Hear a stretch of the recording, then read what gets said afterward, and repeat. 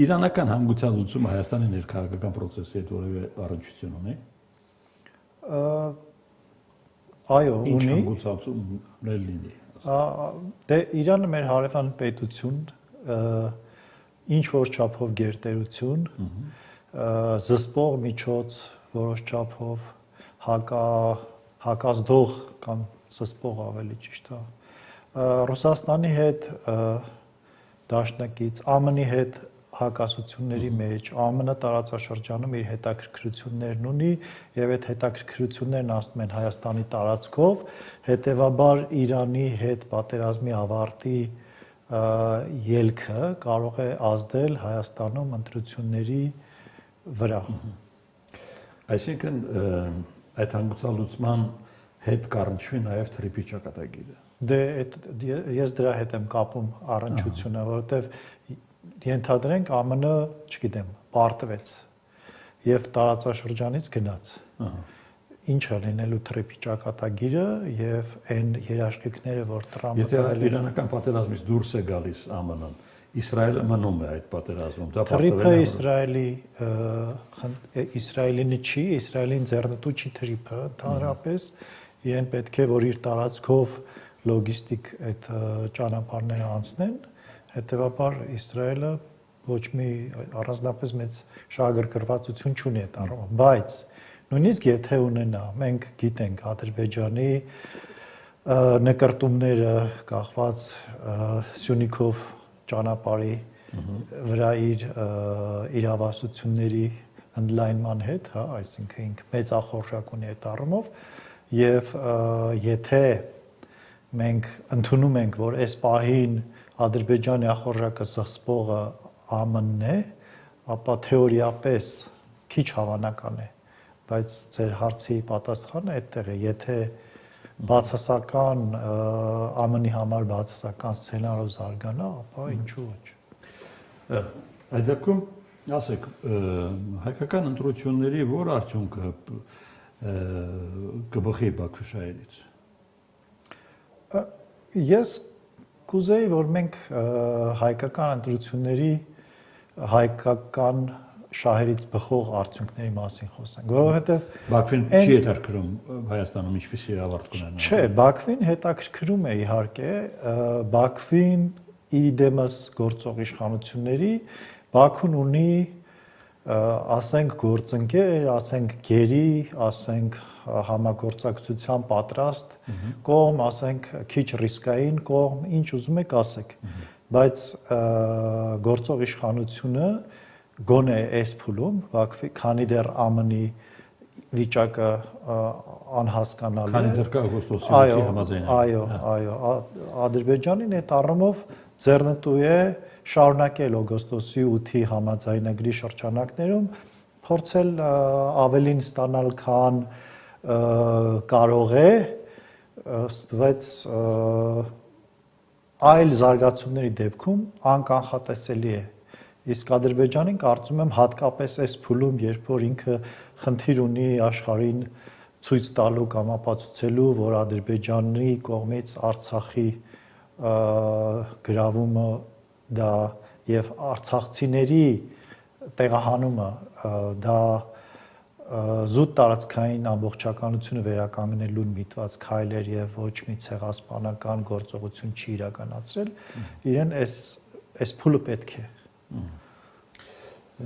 Հայաստանի նախընտրական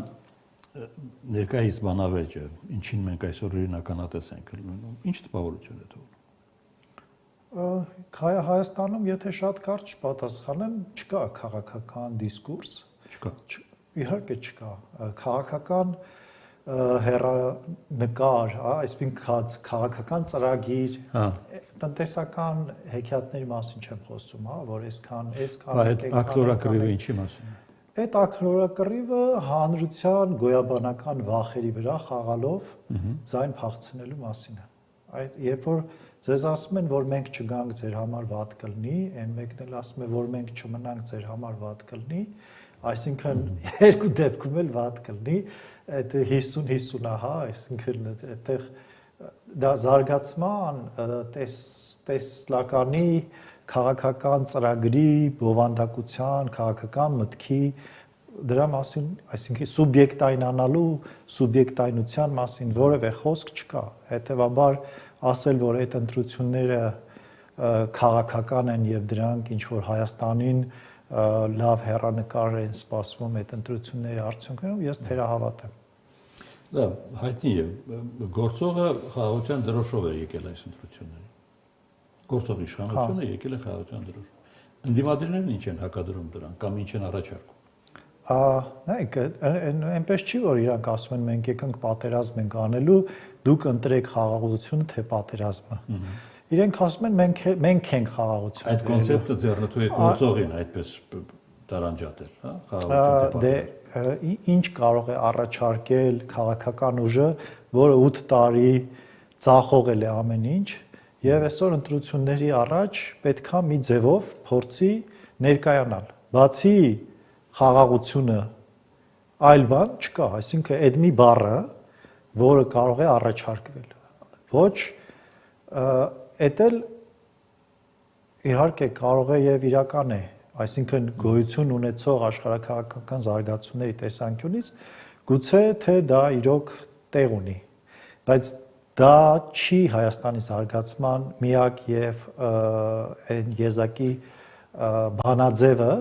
որը պետք է առաջարկել։ Լավ, Հայաստանի զարգացման համար կայունություն պետք չէ։ Իհարկե պետք է կայունություն։ Վստահելիություն պետք չի, որ ժամանակը աշխատում է Հայաստանում։ Հիմա նայեք, մենք խոսում ենք եւ դրա գրավական երկու կողմն էլ առաջարկում է խաղաղություն։ Մեկը ինչ որ իր ձևով որ կողմը երկրորդը նկատի ունեք։ Դե հիմնական դաշտում խաղացողները, լավ, այսպես ասենք։ Դրան հասնելու ճանապարհները տեսնում են տարբեր կերպ։ Մի կողմը տեսնում է արևմուտքի այդ ինտեգրացիայի եւ տրիպի ու այդ զարգացման ճանապարհով, մյուս կողմը դա համարում է վտանգավոր եւ տեսնում է Ռուսաստանի հետ ինտեգրացիայի, այսինքն քաղաքական դաշտը երբեղկված է եւ էական ազդեցություն ձայն ունեցող ուժերի մեջ այս երկու բանաձևն է արևմուտքի հետ խաղաղություն թե արևելքի հետ խաղաղություն դրանք Հայաստանի սուբյեկտայնացման Հայաստանի հեռանկարի հետ շատ քիչ կապ ունեն զախողվեց չեղավ չէ դե մարդիկ համոզված չեն որ դա այդպես է իրենք կարծում են որ այդ բոլորի մեղավորը գործող իշխանություններն են, որոնք չկարողացան օրինակ Ռուսաստանի հետ ճիշտ բանակցել, ճիշտ մարտավարություն ընտրել, ճիշտ համագործակցության եզրեր գտնել։ Չէ, ես չեմ կարծում, որ դա այդպես է։ Իհարկե 18 թվականի իրադարձությունները խիստ անդրադարձան հայ-ռուսական,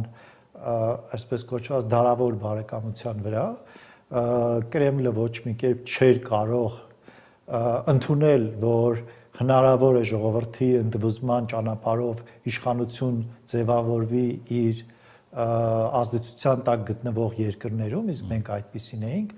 եւ բնական է, որ Նիկոլ Փաշինյանը որպես այդպիսին, որպես հեղափոխությամբ իշխանության եկած առաջնորդ, լիդեր,